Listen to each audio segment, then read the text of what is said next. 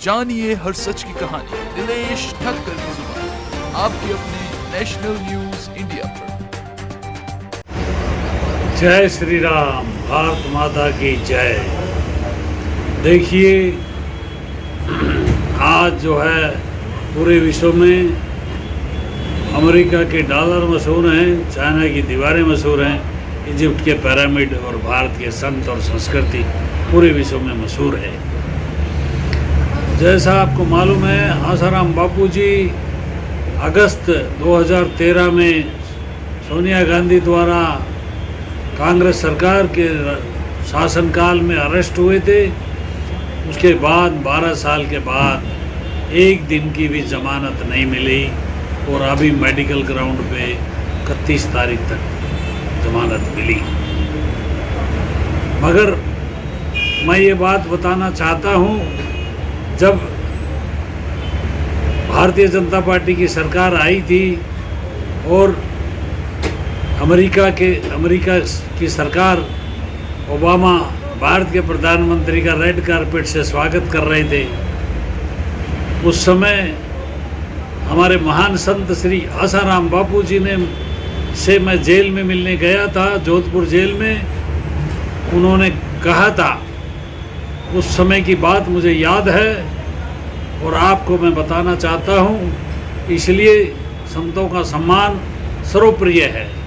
अगर संत न होते तो ये जल मरता संसार। उस समय आज जो अमेरिका भारत के साथ कर रहा है, हमारे भारत के लोगों को मालवाहक जहाज में बेड़ियां डाल के भेज रहा है भारत के प्रधानमंत्री के सामने। ये बात 2014 में जब बीजेपी की सरकार आई थी, रेड कारपेट से भारत के प्रधानमंत्री का स्वागत हो रहा है और प्रधानमंत्री फूले समा रहे हैं। उस समय बापूजी ने कहा था कि अमेरिका से संभल के रहना, ये मैसेज पहुंचा दो प्रधानमंत्री मोदी को, उनसे संभल के रहना। ये दिखाते कुछ हैं, करते कुछ हैं, ये कपट रखते हैं और उसका नतीजा ये आज भुगतना पड़ रहा है। इसीलिए आज जो आसाराम बापूजी को 12 साल जेल में रखे हैं, इसका खामियाजा भारत 100 साल पीछे चले गया है।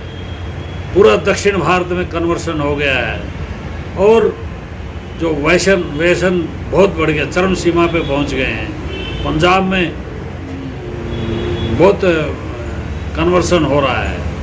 तो इसका कारण ये है कि कोई मार्गदर्शन देने वाला, जिसका प्रभाव हो, ऐसे लोग नहीं हैं। तो इसलिए हमारे जो संतों की बात नहीं सुन के और ओबामा के चक्कर में आके जो देश का नुकसान हुआ है, ये बहुत बड़ा नुकसान हुआ है। और भी कई बातें हैं जो कि समय आने पे बताएंगे, जो ओबामा से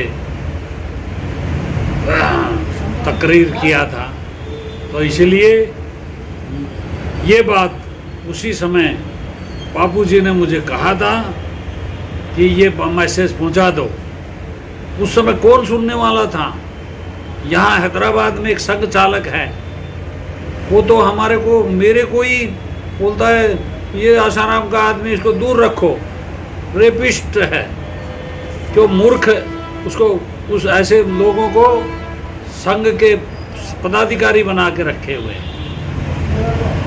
कहाँ से देश का भला होगा? जो कि संघ जैसी पवित्र संस्था, जो कि निस्वार्थ भाव से लाखों प्रचारक काम कर रहे हैं, ऐसी संस्था में भी इस तरह के संघ चालक रखेंगे, वो जो कि सच्चाई का ज्ञान नहीं है, जिनको सच और झूठ का भेदभाव, झूठ और का मालूम नहीं है। मैंने उस संघ चालक से पूछा, क्या भाई साहब, हिंदू सरकार रहते हुए, भारतीय जनता पार्टी की सरकार रहते हुए संत जेल में हैं, तो इसलिए संतों को जेल में रख के बहुत बड़ा नुकसान इस हिंदू पार्टी ने किया।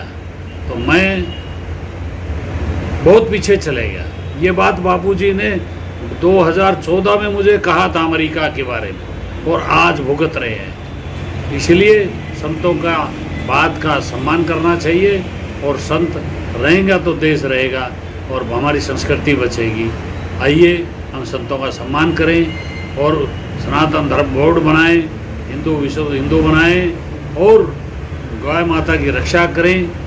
जानिए हर सच की कहानी दिनेश ठक्कर की जुबान, आपके अपने नेशनल न्यूज इंडिया पर।